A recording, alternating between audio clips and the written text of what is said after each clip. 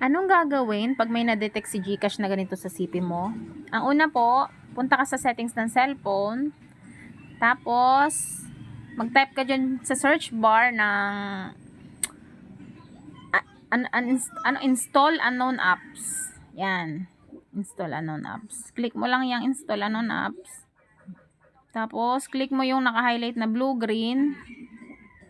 Ayan. May lalabas dyan mga application. Dapat po yan ay lahat ay naka-not allowed.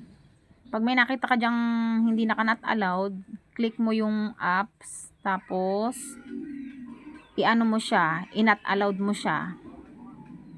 Dapat lahat yan naka-not allowed. Kasi dyan nakaka-detect si GCash ng mga mga harmful apps. Tapos yan, ibaback mo lang yung cellphone mo, i-restart mo, tapos open uli, open si GCash. Ayan, okay na po yan.